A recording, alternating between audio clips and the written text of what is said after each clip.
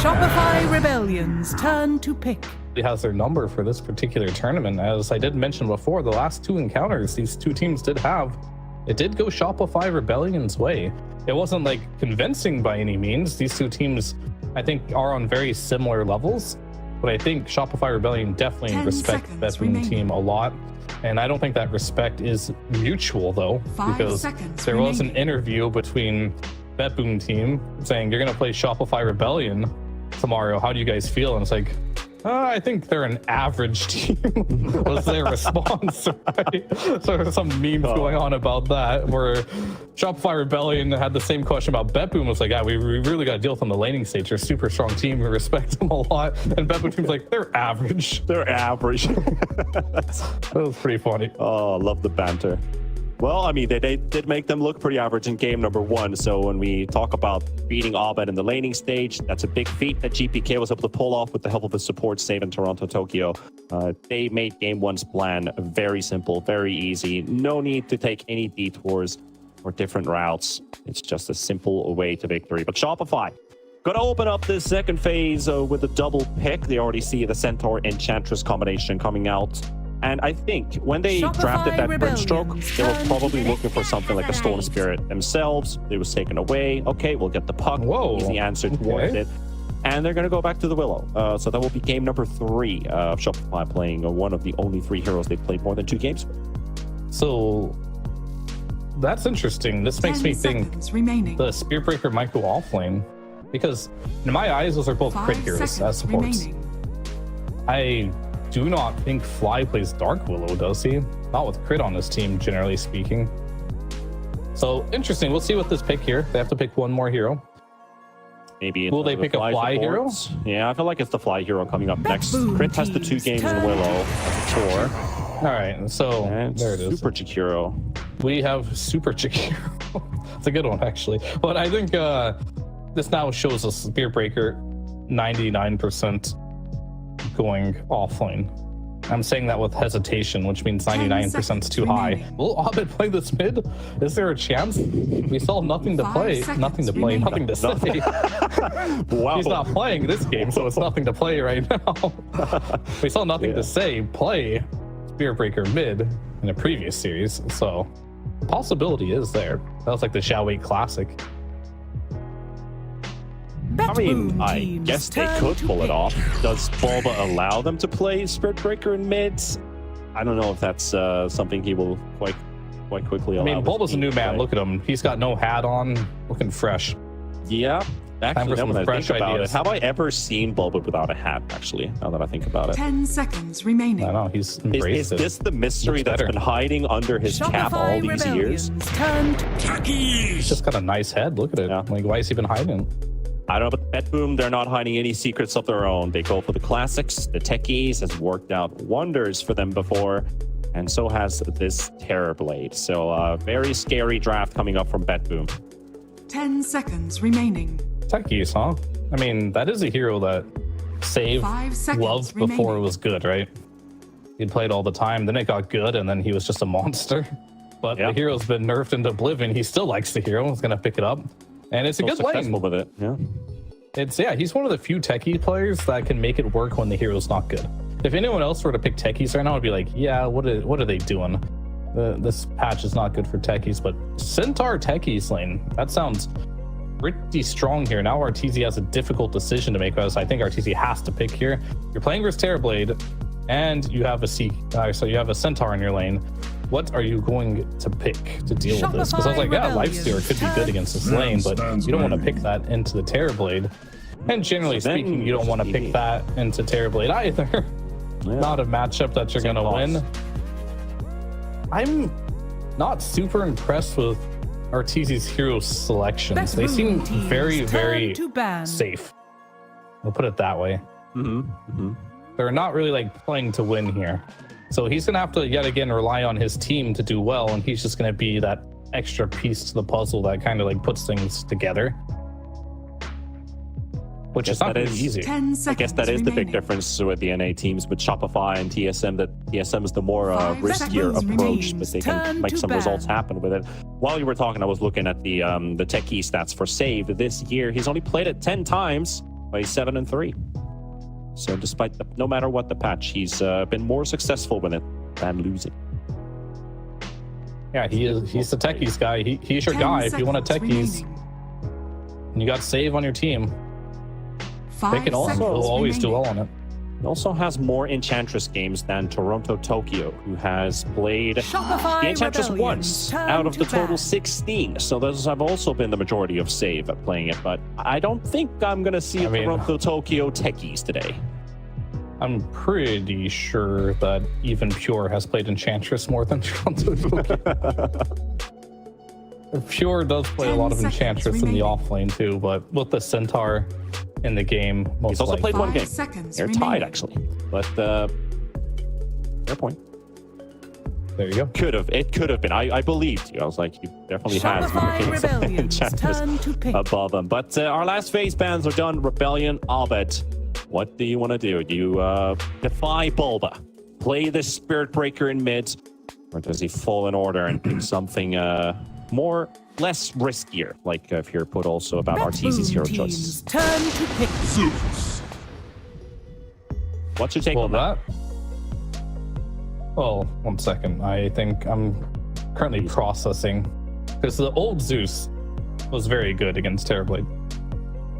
The new Zeus is not as 10 good. seconds remaining. And what build is he going to go? Because I've seen a variety of different 5 builds. seconds remaining. Is the Lightning Hands Manta build good versus Terrorblade? Are you actually going to be able to get right clicks off? Do you just go for the Nimbus and try to burst them, even though that build does far less damage than it used to?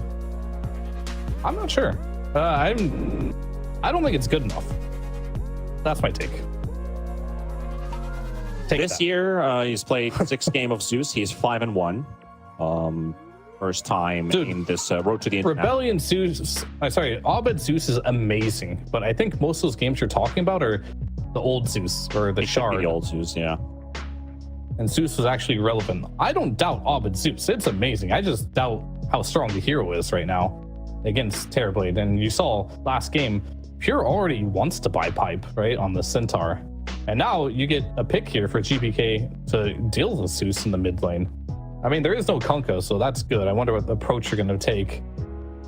Will they pull out the Viper? Will they Viper him? He's thinking about it. Choose your Do I want to hero. just destroy his soul? Decides not to. Goes for the puck. Pretty stable hero. Very hard to gank as a Spirit Breaker. It's an okay pick. I don't think this is going to crush Zeus mid, though. I think he had an option to try and crush, but I think they're going to stick to their game plan of GPK. No. You're not going to play these heroes that dominate the lane. Just stick to the script. You're going to be 100% kill participation for the team, and you're going to make moves on the map. GPK, not a lot of games on puck this year, just 5, and actually 2 and 3 statistic wise. But seeing what we saw in the last couple of weeks of GPK's performances, plus yesterday, and what we just witnessed in game number 1 with his activity, I'm pretty sure we're going to see something similar from last game's performance. He's really heated up. He's really warmed up for this matchup. And like you can see from the mentality the team has right now, they don't see Shopify as an obstacle whatsoever. But Shopify has to be that kind of blocker and stopper to prevent GPK from having such a great game. How does Saberlight crit and fly with these heroes help out Abed more in his game? Do they replicate something that happened in game number 1 with the 6-minute rotations onto the runes and try to hope that they have the stronger fights? Or do they play more around Saberlight, who did not have a great start with his Brewmaster either? Well, how do you see it, Abed or Saberlight? It's always Abed, and it's not like my personal feelings for this. It's just what they do. Saberlight almost never gets played around. They always leave him crit. I mean, I've known Crit for a while. I played him for a long time. He doesn't like staying in his lane. he likes to move around and do things. So whoever lanes with Crit is probably not going to get played around too much. And we see that in most games where Crit will make his way to the mid lane Prepare by that for 6-minute battle. mark almost every single game to make something happen. Sometimes earlier, and oftentimes he will even go to the safe lane, make some rotations. So we'll see as everyone is spamming voice lines out the wazoo here. Well, let's see if there's any. I don't think we're going to see an aggressive start, at least by the looks of it. Game 1 as well was very calm, pick up the bounties and go. But I feel like Bedboom is maybe testing the waters a bit here. Toronto Tokyo placing a, the cliff ward into the triangle. Mid has been secured pretty well, vision-wise at least. That is a Zeus you are playing up against. So if he gets any indication of a ward, Are you ready that's the to have lightning some bolt. fun? Quick, easy D-ward action for him. You don't want to skill that.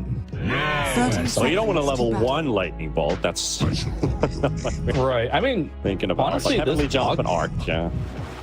this Puck Zeus matchup used to be incredibly Zeus favored because you would just max lightning bolt and just Yep. spam it on the Puck, and you wouldn't be able to sustain it. Yep. I wonder if that's still a possibility. Probably not worth it though, because you can't really farm very well in Dota. Mid laners aren't about crushing the lane anymore. They're more about shoving the lanes out and moving around the Battle map. So begins. life's different, you know. Now, life has definitely changed a bit. Rebellion actually taking 3 bounties this time. So with the move into the river, paying off for them. Picking up 3 GPK with the only bounty. Oh, nice for bash. their side. Well, the only thing that would have made that bash better by Saberlight if he bashed him backwards into the bramble. If that would have happened, I would have just called it. I would have been so tilted if I was Nightfall. Because he did a really good job, like, avoiding the bramble. First to bash the bramble. That's how good of a bash it is, yeah. Yeah. Didn't happen, but if it did. And sadly, no game 3. Yeah. Only best of 2s up till now. We'll see if we end up in tiebreaker situations later on today. Those could be best of 3s to decide eliminations and whatnots, but that's still the storyline for later on today. Every point right now is important for both of these two teams. Quickly going through the situation in Group B is Thunder Awaken is 1-5, Rebellion is 1-3, and now Bedboom, who were 2-2, go to 3-2. If Bedboom 2-0s, they should be through. They should be clean. I don't believe Thunder Awaken can. They can't even match up to them anymore. So Bedboom would be safe to the next round of the Road to the International. If Arteezy is thought not this would safe. change, but Arteezy is not safe indeed. Pummeled by Pure and Save, but the stick is just enough extra health for him to survive, plus the Warcry armor. Did you see Fly's skill build? Is this the build on The Jakiro Liquid now? Fire level 1. Level 1 Liquid Fire? I'm not saying it's wrong. It's just, if Dota's in a place where your Liquid Fire is your best level 1 skill, either that's super OP or Jakiro's trash. I don't... he can't really do anything to help Arteezy with this spell, because there's no, like, turnaround potential. Yeah. Oh, it is super Jakiro, though. I guess he pulls it off with the Liquid Fire level 1. They buffed it in the C patch, apparently. It does 20 damage per second with an attack speed slow. Honestly, the numbers aren't bad. It's not very bad at all. Very interesting. Well, spam coming out from here onto Arteezy with that double edge. Nice 3.5 second cooldown. Spam it up. Meanwhile, bottom lane, terribly getting caught into the first bramble. And that was exactly a bash into a bramble. So Nightfall dropping down to 200 HP. Tokyo spams almost every single tango he has in inventory. The TV, take it, take it. I mean, Hit the breach now. if you're not doing that as a POS 5, are you even playing POS 5? That's what I ask myself whenever I lane with someone who's not spamming tangos. I mean, it does matter because, like, these tangos, as far as I know, don't really hurt the POS 5 that much, but it'll slow you down from your next item timing if you have to keep bringing tangos as a core. Yeah, that is true. Saving Pure thinking about Fly here with a quick blast off, but that's a no. Meanwhile, bottom lane, Toronto, Tokyo, and Crit battling it out, and Willow not looking too healthy. Walks straight into the arms of Toronto, Tokyo, but Pure takes first blood off of Arteezy Sven in the top lane. That was And a bad. secondary as Toronto finally finishes off the job at the bottom lane. Gotcha. It's a bit rough here, and the only lane that they're winning is the mid lane. Hobbit's doing it yet again.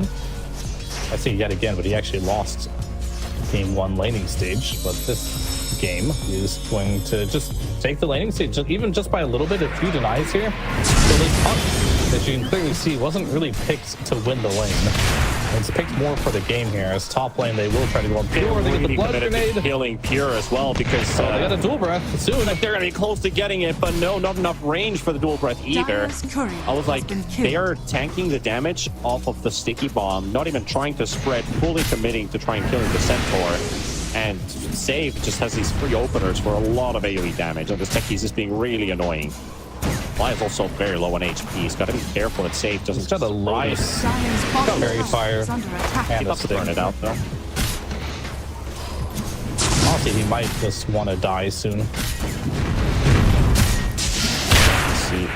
Stun comes out from Sven. That could just be the opener that they need. 3 seconds for blast off, but not going to be able to get it off. Oh, Save runs to die. Okay, he gets the stun on Sven. He pulls Arteezy back a bit.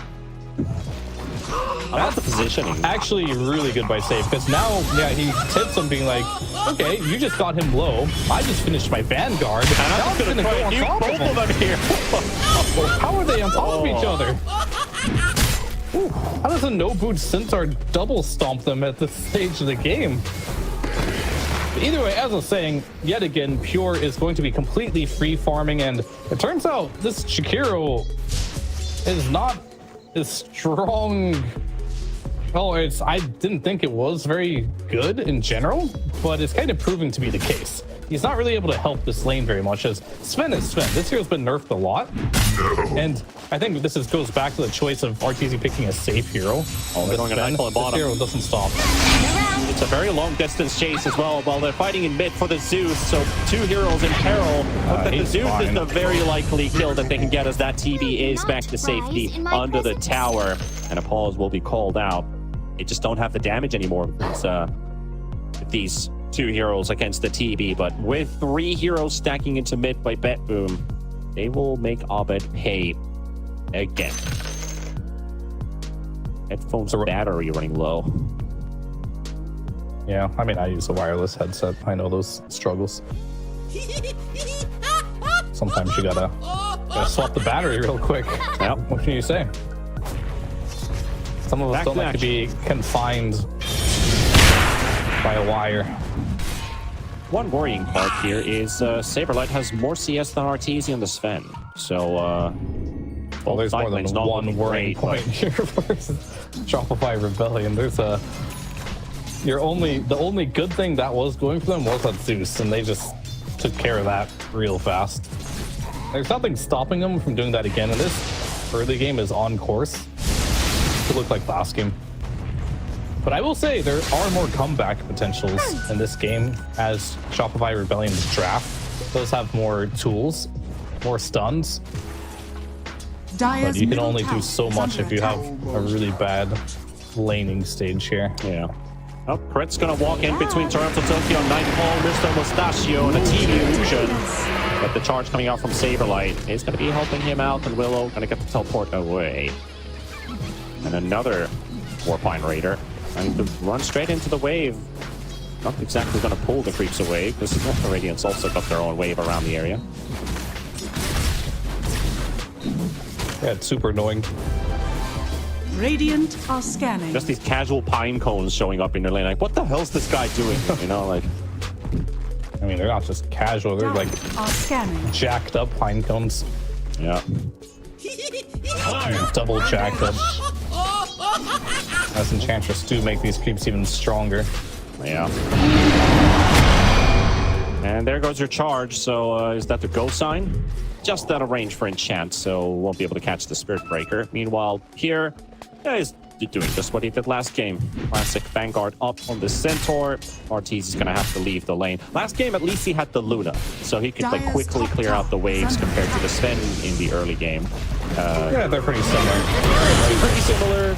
But yeah, but he's left the lane earlier out this time, and Fly, he's being targeted by Save and Pure. They're about to jump. The stun's going to be connected, but no more hoof stunts. Still 10-second cooldown. Hazer disarm on both of them. Sven won't be able to hit, but now finally turns in the favor onto the techies. Meanwhile, Fly being chased. Pure will get the kill. Arteezy wants this one so bad, and he will not get it. Pure walks in on the other direction. Hoof stump comes out. Zeus ulti to kill off the techies, so the job has been done. Abed secures a kill. That's the first one for Rebellion, and that's 8 minutes in. Yeah, I mean, much needed. I mean, the difference between Arteezy this game and last game is he had a worse lane, right? His Luna, he farmed pretty well, and then he just went jungle with good farm. There's a big difference between going to jungle with bad farm and going to jungle with good farm. And unfortunately for Arteezy, he just had a really rough laning stage, and it kind of goes back to the Sven choice. Like I said, this hero is stable. Like, if you do well in your lane or not doesn't particularly matter, because this hero can always catch up. Maybe I wanted to see a bit more aggression to punish Pure, and meanwhile, it looks like he'll get It's punished. gonna go the other way around here. They're gonna punish Arteezy. He hasn't already been punished enough. That's the 5th kill for BetBoom in the first 10 minutes, and it could just be more. That's a DD on the puck. They can't do much about it. Meanwhile, Crit dies on the other side of the map. So Tokyo, with the help of Nightfall, without a Metamorph. So just enchant and raw right clicks. And Spirit Breaker's just running around at this point. Yep. No coil. Charge away. Dire's bottom tower. Like, you want to make something is under happen on attack. Saberlight, but I think he's having a hard time identifying what can he do right now. And this just goes back to the point, like, it's a trickle effect. Like, you see the Centaur being picked early, and here's the difference, right? Radiant In both these games so far is Pure has been free farming both games, right? And he's been counterpicked in this particular game. In both games, you can argue. Where Saberlight, he picks early just like Pure did in this game, but he doesn't have a good game. So BetBoom is doing a much better job on Nightfall, just getting a specific matchup like the Brewmaster.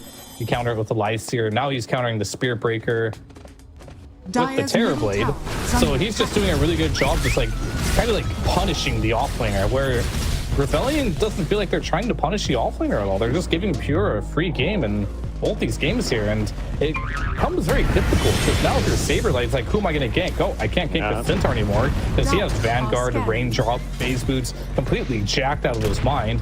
Can't really gank mid either because GPK picked a hero that can't be ganked by Spirit Breaker. And so drafting from BetBoom team has been really good this series. Identifying all these small little things and making sure the play options that Shopify Rebellion has are quite limited. Yeah, talks about Radiant their structures streak are this year, fortified. how they've been able to accumulate such a high win rate Dire's versus middle any tower other is team under attack. in the active pro scene of this 23 season. The numbers speak for themselves. They've got great understanding, great execution, and looking like I feel a bad, honestly. yeah, like the way they start this group stage off. It's like, how do you answer this team? Because it's not even the heroes, it's just their general understanding of the game that is making it really hard. Abed will get the snipe on Toronto Tokyo. Quick burst with the help of the Willow W. Yeah, Toronto Tokyo just sacrificed himself to get the mid tower while they're also getting the top tower. Top tower, yeah. So it's a kill, and Abed will take him. He'll get whatever he can at this point. But we're still waiting for that decisive fight that's just like a straight win, right? Not like a trade for Shopify Rebellion. And the map is getting smaller now. What do we want to do? And Well, I Saberlight, mean- well, he made his choice. He's going Midas. Yeah, I guess that's the route that. Oh, look at Arteezy. He's really made not his gonna be choice making too. big moves. Oh, double Midas, and okay. You are playing versus the best laning stage team in the game. I guess it's one approach to be like, yeah, we lost the lanes, let's go Midas, but it's gonna put you in a situation where you just can't fight it. You got double Midas. You're just hitting creeps. We saw last game they tried that. That didn't work.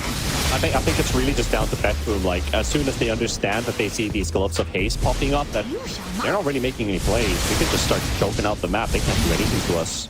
It's just, when do they recognize and realize that happening? And they're going to go straight for the Sven in the top lane. It's still Pure and Sven trying to blow. Sorry, Pure and Save taking down the Sven, and they do exactly that.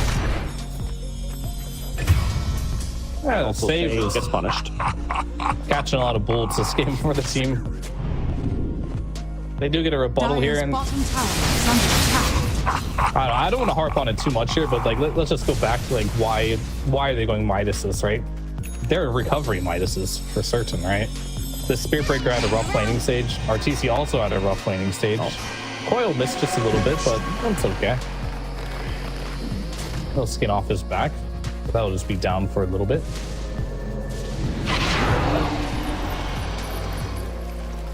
Don't Google Sven's net worth right now. It's not looking pretty hot.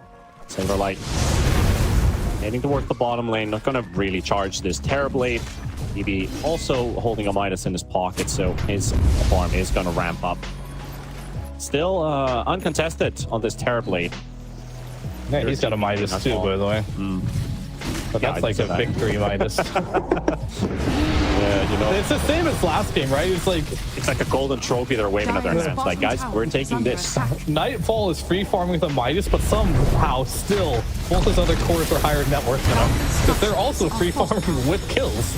Literally a repeat of last game of how this early game went. In fact, I would even say this early game's even better than last game. Yeah. Just because Arteezy doesn't have any farm. The only difference is now the Zeus has the farm instead of Arteezy. Not sure I guess the better, but we're question, kind of picking at straws now.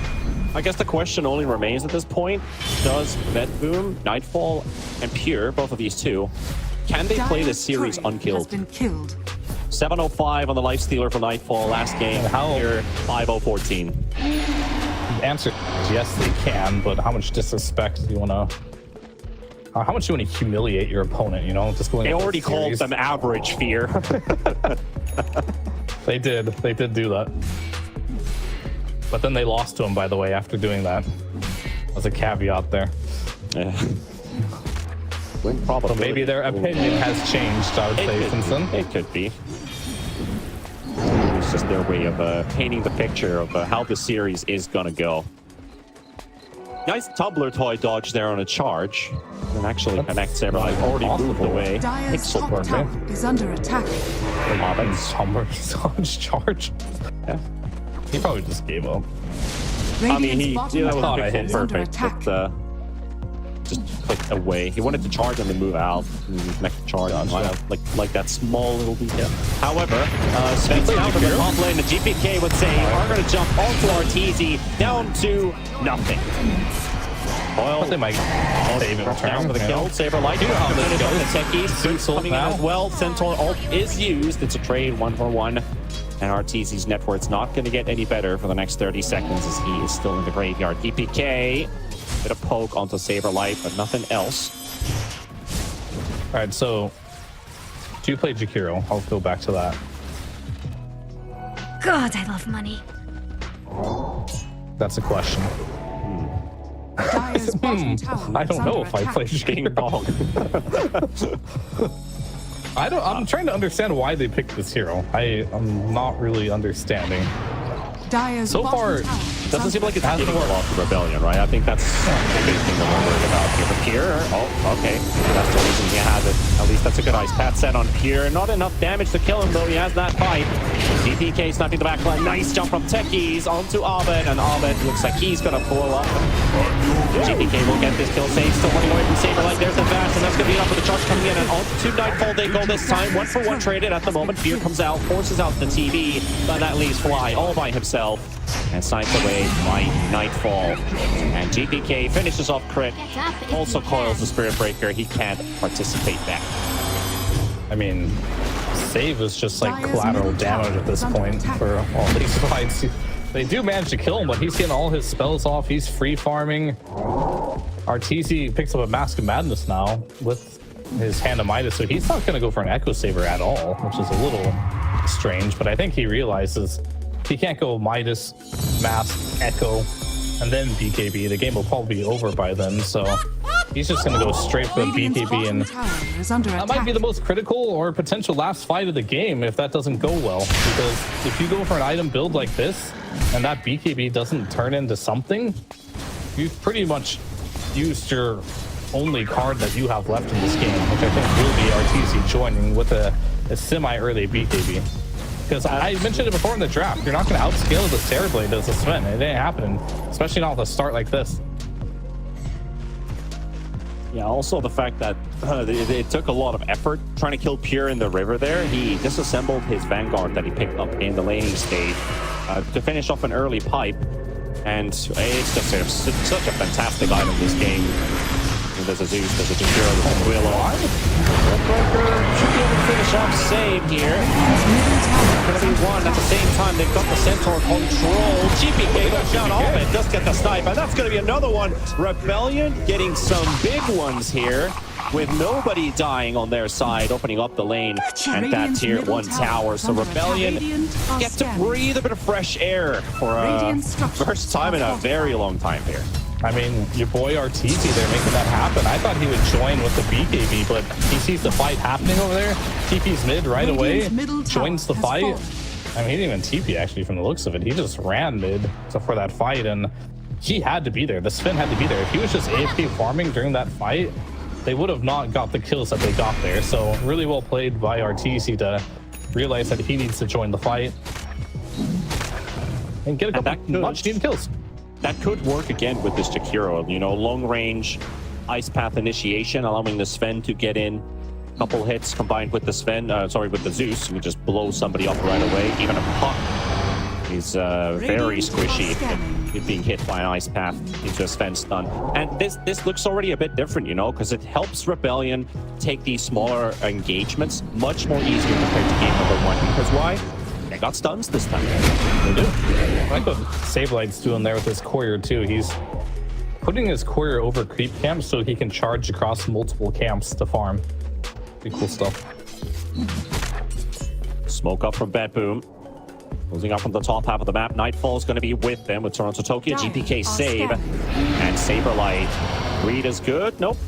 Leaves the Warpine Raider by himself. Crits also around the area, but he has a tier 2. Scanning.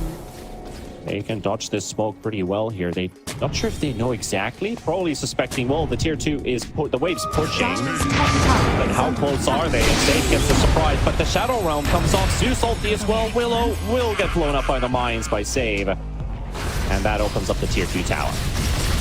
Yeah, Techies is pretty good versus Willow, huh? All your spells go through the Shadow Realm, and if you want to come out of the Shadow Realm to kill the mines, well, then you're out of your Shadow Realm, right? So, Yeah.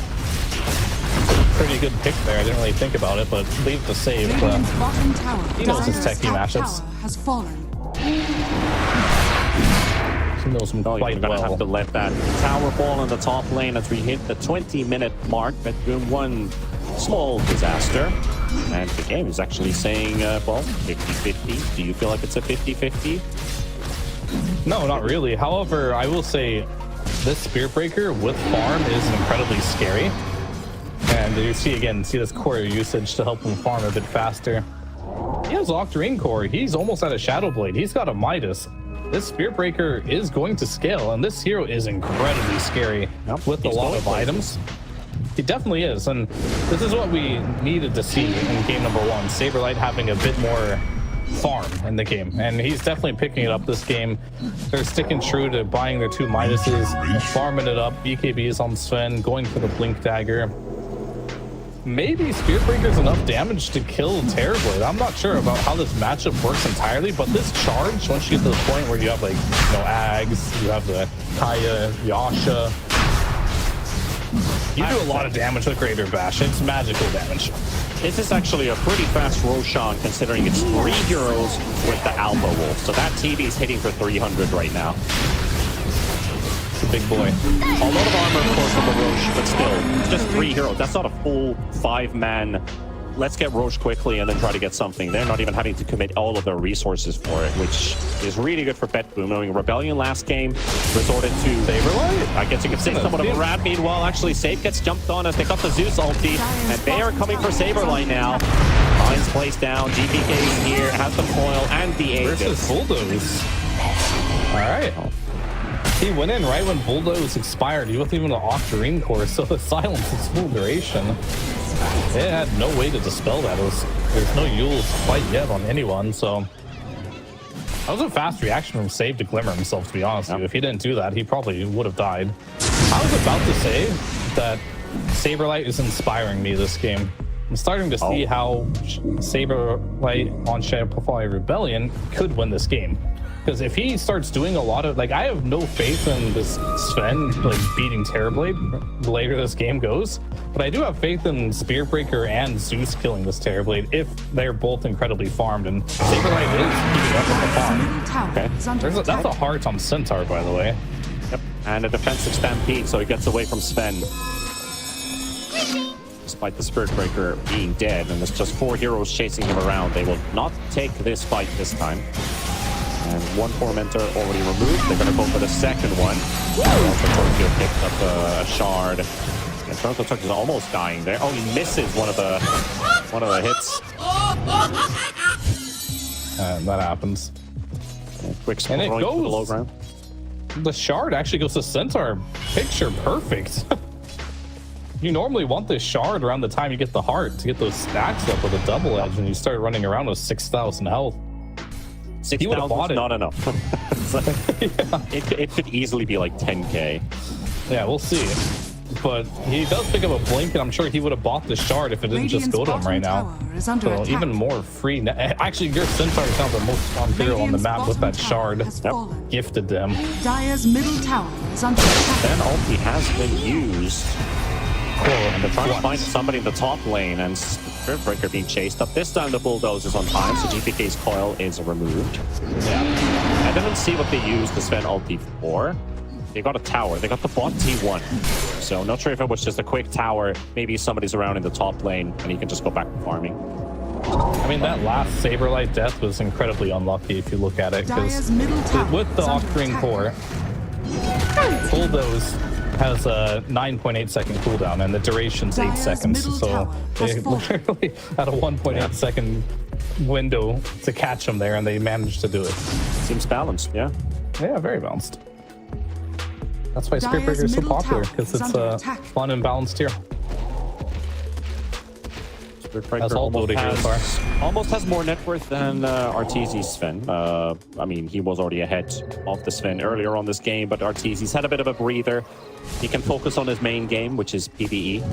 Illusion. But that's not Radiant's even top like tower is under a attack. negative thing, right? Oh wow, like you're Not at all. trying.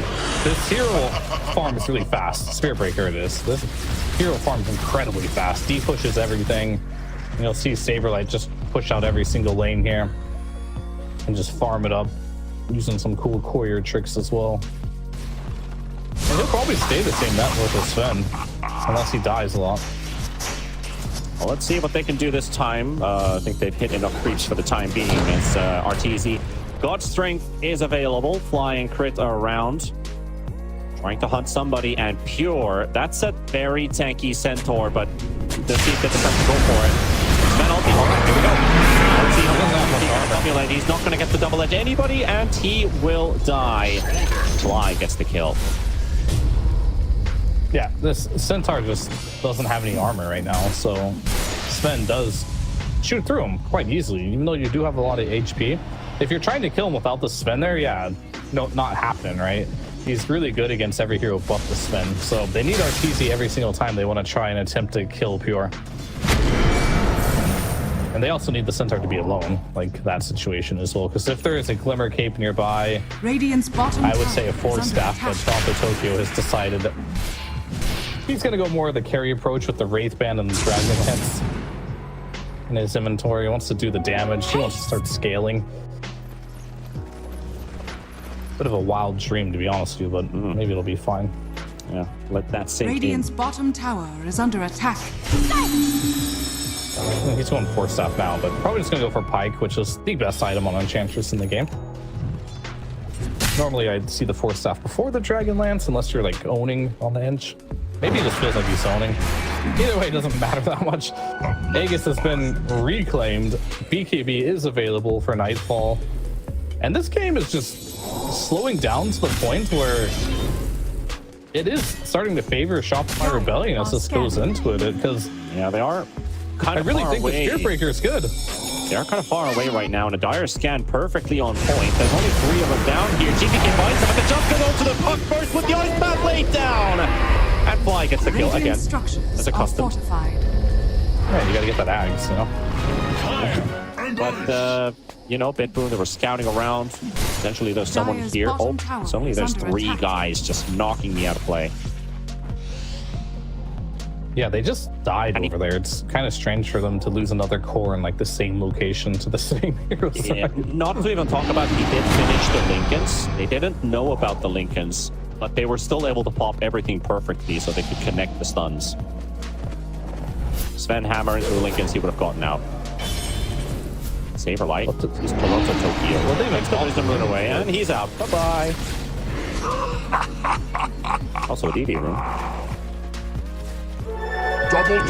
Hey, let's take that too. Let's I pick mean, up all the Shopify runes. Rebellion's doing it with the rat tactics, honestly. Like, BB Working. team in game number 1, like, they didn't allow them to do any ratting, or at least maybe Rebellion didn't do the ratting well enough in game number 1. I don't know.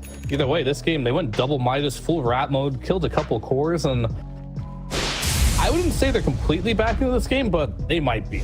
It's getting very close to a situation where if I'm the Terrorblade right now, I don't feel like I'm going to 1v5 the game. Radiant are And that's because the scanning. Spirit Breaker is so farmed. Dire's middle The tower Sven is is under finding some attack. purpose in the game, and you're playing versus Zeus naturally, who's getting really close to that level 20 talent, and that is the talent. Hence that why they're doing something owns- right now and smoking straight towards Rebellion. RTZ in the front. And he gets the blink out, but here gets the sun on crit. Crit deleted.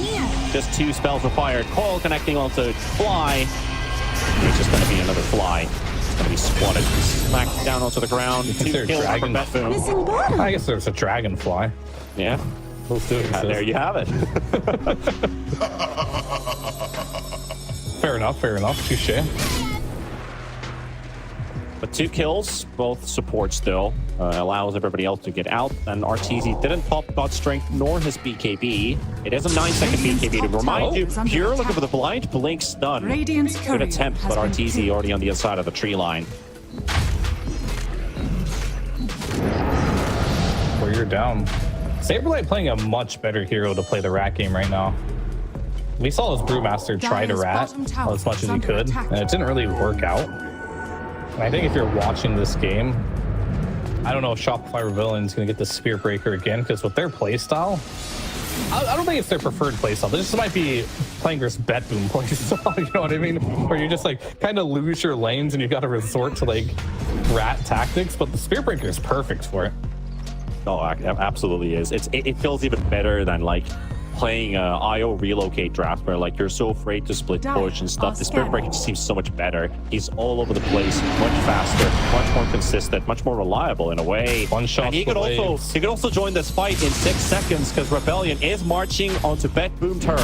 They have the vision advantage though. Crit spotted again. Last time becomes deleted. This time Sarah comes out. They got the Zeus ulti. They've got vision of Bet Boom. And here comes Saberlight. 2-2.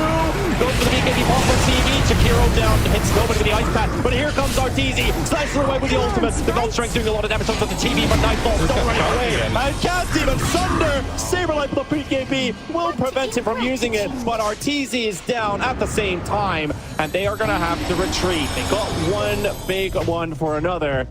And again, Arathram is out of there. Well, I told you, this is fine. Like, you killed the Terrorblade, and as I mentioned before, this Sven doesn't matter. Like, Sven did pretty much nothing in that fight. You jump in, you try to do some damage, but all that damage came from Zeus, it came from Spirit Breaker, the control came from Spirit Breaker. These heroes are going to be an issue, and Radiant I don't even think Terrorblade's going to carry this game at this point. I don't think the carries are going to carry this game. I think that whoever's going to carry this game, it's going to actually be like the mids and offlaners. Dota's in such a weird spot right now where I feel like carries just have worse items. Like these hard Taros that come out, these Octarine cores on certain heroes. Some OP stuff, man. And also, like, Pure did the most damage for Bet Boom that last fight on a Centaur. So, your point is absolutely valid. It does feel like the offlaners are the ones that are going to be making this game what it is. Dota's come a long way where you'd be used to look at it and be like, oh, Sven versus TV. If this game goes late, BB team are going to win, right? But it feels like Can't both look these at it that heroes way are- anymore, yeah. Both these heroes are kind of irrelevant to this game at this point. Like whoever can just stay alive the longest and do something for the team. At this point, Sven's just going to be doing stuns. He's the main stunner for the team. And for BB team, can Nightfall get a Sunder off? Can he buy time? Because I don't think he's going to be able to do that much damage in fights because he's going to get controlled by the Spirit Breaker. Like, Well, let's see. Round entire number fight. 2 is about to start with a Radiant smoke are up on scanning. Rebellion. They're on the left here. Bet Boom hiding in the trees. Their vision is deeper in the jungle. But do they have a clip for it? Doesn't look like it. And Arteezy, the Lincolns will be popped already. Pretty early on there. they have Can't Roche really- now during this God Strength. They got to absolutely use this for something. And Roach is going to be the call. BetBoom know about this. They can't play around their own vision. They're going to have to enter Rebellion's side. Oh no, they're choosing. They gotta fight then. They don't have Fly's to fight. gonna die really quickly outside of this Roche pit as he's being targeted, left all by himself. He does get away with the Glimmer Cape, no vision, no detection, and he's out. Saber over the BKB, fighting against Nightfall, down to half HP, and here comes Nightfall with his own as well. And they're just coming away. Arteezy's disengaging, Fly is already down. The Roche pit left for BetBoom to take, and that fight's it. Rebellion, they're just gonna tap out and leave. Oh, Pure found Arteezy. But Arteezy does have a Silver Edge. No detection. Or detection's on the way. No way. He got him with the dust. Oh, there we go. The BKB TP out. Yeah, looks like he's going to be able to remove himself from the area. But Nightfall's in the Roche pit, finishing him off. So Aegis and Chi is going for BetBoom. Not bad, not bad. I don't know if you saw that fight, but Saberlight is stronger than Terrorblade 1 right now. Yep. And I'm not even trolling you. Yep, he Radiant's did top Nightfall is 1,800 tower is damage under that attack. fight. Nightfall was just sitting there hitting them with meta on, and it's like started walking away. It's like, what do I do in this situation? This guy is actually stronger than me in Metamorphosis. It's just The world we live in. the Rebellion damage that they dealt that last team fight was a bit appalling. Small luck that they dealt here. Another BKB used by Saberlight on the save. 1v1. Last time he got killed for trying this one, but now he will take it. And he's also going to leave victorious. Dire's bottom 5-1 tower and 3 is under now on attack. this Spirit Breaker. And I've heard Saberlight's going to the gym lately. Yeah. Starting to show. His Lifting. muscles are coming in. At the beginning of the game, you know, he's getting bullied a bit, but now he's kind of jacked up now. Yeah, maybe He's like gonna start doing the bullying. what Kezu would say. Maybe Radiant's his top dad's a tower is under mover. attack. Dire's bottom Voice tower like is under that makes attack. no sense to me. Well, the delivery is so good. Dire's so bottom good. tower has fallen. Like, if your dad was a mover, why does that make you keep? This is strong, you know. I've worked at a moving company when I was a teenager. Well, why wouldn't you just be the mover then? Are you a mover? It's funny when you talk about people's dads, though. Yeah, Dad it's a joke. dad joke. But it's always like, you know, like it's a pickup line. It's not a dad joke. It's a pickup line. Okay. It's like moving pickup. Got it.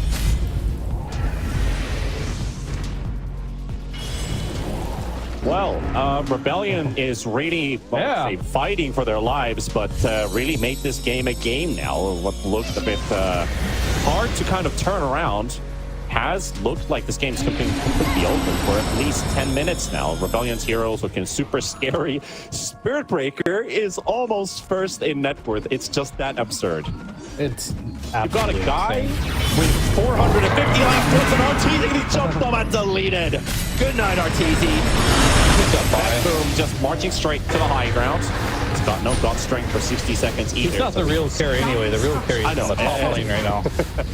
Yeah, we're waiting for Saber Chat to come back and save the base. But BetBoom working their way through as that Glip is going to run out. Here, Dire's bottom tower play with has that fallen. Kurt's crown on top of him, Fly moving out as well with Glimmer Cape pop on himself. Another Glip used 60 seconds for Arteezy to return. And here's Saberlight. An extra 1800 HP is going to get Yules up into the air, so that is instantly removed. That's the most powerful Yules you've seen in a while. Because at least there's that.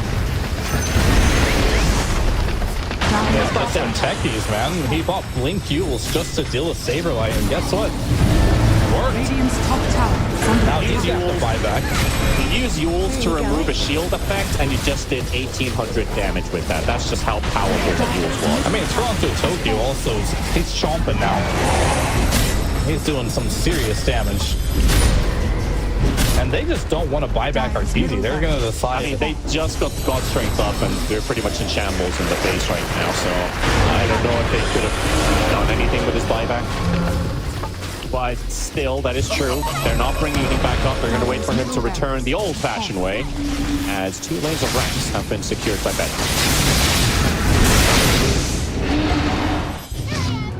I think if you do want to buy back, or if you don't want to buy back there, rather, then maybe Saberlight should have just never came back. Because that costed him a buyback, Yeah, it and they cost his still buyback. That is true. lost the barracks anyway. Oh, Mega Creeps, they die in one charge too, by the way. Yeah. But I think that also comes back to like maybe Saberlight made his own decision of just buying back because he's seen how strong he is. He's seen how much farm he has, how much impact he's had this last 10 minutes. I guess you could put it that way.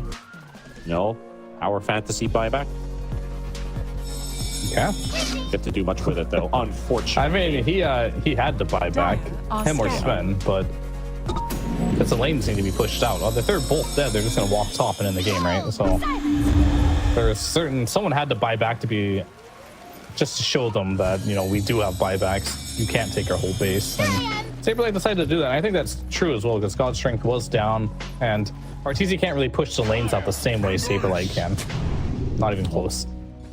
Looking to be the executioners now for Shopify Rebellion. 5-man smoke up from the river and try to hunt anybody they can to get a ticket towards the high ground. The lane is already pushing with the TV illusions. It's right next to the base, so if they get a kill here, that's going to be their entree. Here, this is Pops with a blink stun, and the Yule's cancel is there. I save. The Yule's popped by the Willow this time, but he falls to his death. GPK for the kill, and the rest of Rebellion instantly push that top wave out.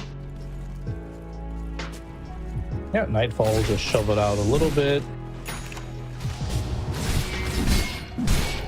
Not exactly the kill they wanted. I think they want to kill the Spearbreaker. If Spearbreaker dies, I think there's nothing stopping them from just getting Megas, or even potentially throning.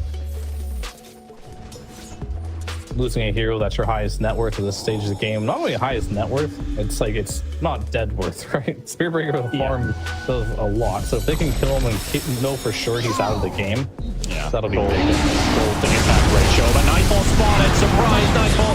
Now see how Saberlight on top of it. He does, but the BKB's already popped, so no Sunder available. But those targets, they're running away right now. And a beautiful stun from here in the back line onto 3. Saberlight's going to be dropping in a matter of seconds with Sage jumping on top of it with the blast off and Rebellion. Good night in this series. It's all bet boom for you. Very, very clean series here for Betboom. And if you're a Shopify Rebellion fan, you got to be a little concerned now. They're looking like they're at the bottom of the pack of this group. They drew Thunder Awaken, which was the other team that is struggling a bit in this group. I don't know. And then they got another series ahead of them. I guess I won't get there quickly, but that is a team that's doing pretty well right now. And I think morale-wise, probably not in a great spot. And I think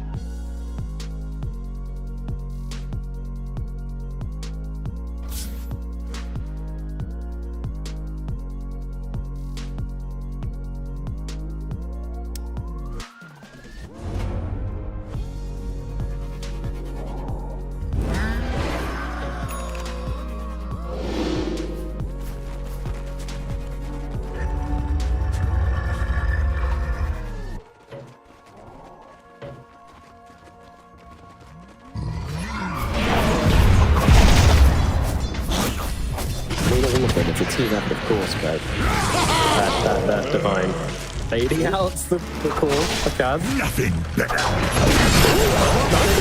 Got the Polska. Immediately, Guitar jumps in, trying to bring down Pakaz. Pakaz has survived through this for now, and Polska is dead. As Whisper going to work, if they take down the PA the once, it's a good start, but they need to do it a second time. And meanwhile, Lars just smashing Pangolin into the deck.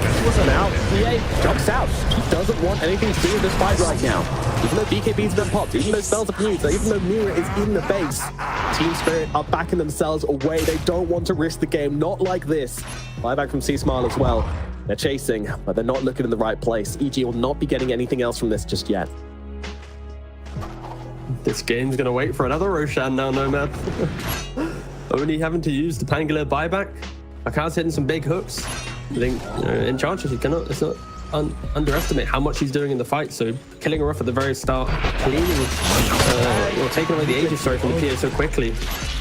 Now EG thinks, oh, this is a window, let's run down mid a little bit. Yep. Radiant's They middle just hit tower like is under 20, attack. like 25 talents galore on both sides, to be honest with you, and it changes the game a middle lot. tower has fallen. One of the big things in the last fight was the Primal not being able to be slow during trample. That allowed him to stay on top of Whisper. Whisper now going for the barracks. No waiting for Roshan. They want some buybacks here. They're not going to get it. That's gonna eat away the ones potentially getting the second racks, Nomad. I didn't see that every coming. fight. Pakaz is just every sitting fight. behind They as don't well, see ready to save him. Radiant's middle barracks has fallen. Wow. Okay, EG, just do it one more time and you get mega creeps, all right? Simple as that. Just need one high ground hook. AFK in your base if you have to. Spirit needs to get to your base to win the game. So if you just sit back, hold tight, hit a hook. Of course, you can't abandon inside a lobby game. So you don't need any XP. That's a really important note just in case. Yep. Anyone was wondering. Oh, fresh hold on the bristle as well, so double bloodstone, double BKB, Double cat. oh wait, no, you get blood pack drain, right? So you can't double bloodstone. Yeah, playing the BKB and the cat here. And oh, the crystal clone for Matthew. This spell is criminally underrated, by the way, because the creep waves when like in the they aggro it and they don't kill it, so they just stand stationary on it. This should be my life. This charge should actually get picked up a little bit more. But it's just one of those things that is kind of new to the game. No one's really tried it out, but it's very good at slipping waves. Either way, Yeah, EG smoked also up a nice- 52 minutes. Yes, this is critical. They're trying to win the game right here. Coming differences in the fight collapse. There comes the dismember coming out, and there's nobody here to help He has him. no buyback. Oh, how does he not have buyback? Collapse, that is criminal. Felt like he needed one of these items. I'm not sure what his recent purchase was, but either If they way. click him though, if they click him, they'll know he doesn't have buyback. I'm not sure if they've been keeping track of who's picking up items when, but they're definitely going to try for it here. Evil Geniuses, I mean, one thing about this game is that every time they've had a little bit of an advantage, they have been pushing it. They have been making Team Spirit sweat. And if they're doing it with just two supports there, then they'll definitely do it with a core deck. But now Love, immediately jumping in. They just want to take down the Whisper back straight away with a punch. It's just trying to just mess things up. Whisper, he's so low. He's going to have to use the Bloodstone, and he's just not being able to heal with it as well. So the reset is looking very iffy from EG right now. And now Yatoro senses a weakness, jumps in, takes down Pakaz, immediately looking for more. Bye-bye Crystal Maiden. Panda's going to be the next target. Supports are just getting turned into butter right now as they're all going down on the side of EG. 3 dead at a misinitiation, punished hard by Team Spirit. Radiant's middle tower is under Oh, attack. EG had such an opportunity to maybe get the mega creeps, but the bristleback not being able to life from the bloodstone, the pudge blinking in but not grabbing the bristleback, and then it got Yeah. a little bit janky. Bristle still had a refresher, he had another BKB. Like 4v5, that could have been it. That could have been a way for EG to run back into a game that felt all the way Team Spirits. Was he trying to eat the Pangolier, or was he trying to dismember the Primal? Either option would have worked out, but he jumped in instantly, just countered it, and from that point, you're just kind of in a bad position, right? And of course, Bristleback didn't have anything to quit on. This game is Dire's just middle tower is under so attack. damn close. And the absolute buyback, Scrimthorpe and Pudge both have the buybacks in play. Collapse still doesn't have the economy for a buyback. 1,300 gold away. Yeah, one barracks doesn't really mean much in this game at this point. Two barracks, Dire's a little middle bit. barracks has fallen. Dire's 6 middle seconds for the barracks supports to has both fallen. be back. 20 for the Pudge. That will be another lane of barracks, I believe. Though, to be fair to the Spirit, they don't want to give away any opportunities. They're being very cautious about this. They recognize building is just Dire's top tower important, has fallen. but not worth the game, not worth the death on one of their key heroes. So they're just going to get themselves back, take the tower, and leave. Roshan is also going to be up soon as well, so any misplayed fights is going to send repercussions throughout the game. 50 seconds for the next Roshan. It will be spawning on the top side of the map for the nighttime. Fair play to EG, testament to their resilience. This game, a lot of teams after the PA getting the Rapier, the one fight, second fight, Aegis, they'd have felt the pressure and just back down, but EG, they just kept finding like opportunity after opportunity. Of course, having bot racks did help, kind of force Spirit to always think about that bot lane. But now they got the second lane in the mid. Spirit has a 25k lead. It's only just one hook to make the difference. Spirit going high ground it is really is. incredibly awkward. One hook, one call, that's all it takes. Very tricky to go high ground against a Pudge, especially one this large. You know, just reflect on what this game means. You know, for Team Spirit, they're already secured top place. It matters, but I mean, only in terms of pride. And you know, they're just, as that lactose guy would say, they're just e-athletes. Any game, they're going to try their hardest. They're going to play their hearts out. That's just who they are. And EG, they're just like, please, just let us win. Just let us get out of the bottom two, please. We don't want to play tiebreakers. And we're still eliminated in the group. Yeah, exactly. Whisper and Lal, the two big boys, happy to just kind of throw some spells at each other and see if the other team responds. Akaz collapse, jumps in, finds the Crystal Maiden, and immediately takes her down. That'll be the first casualty of this fight, but buyback immediately doubles his member, coming out from Akaz. That's a great way to do things, but no, he's got a cheese. He can heal himself up with pressure. BKB turns around, uses that smash to just hold up the Bristle, but it's not going to bring him down. The Katora's in, kills off the Pudge. Now Whisper, he's pretty defenseless as TA takes down another. The motion from his side was doing so much damage. Yatoro just not taking prisoners, but knows Whisper is so down. Strong with the buybacks coming through as well. The hook, he lands it, and his member to follow up as well. They get him. Yatoro is out for the count, and now the big Warthog's collapsed as well. Another Rapier purchase from the PA. She tries to get back into the fight, but catches being beaten down by Maposhka, who's the real carry now. They need to get away on the Bristleback. Toothpicks to follow. They keep on chasing here.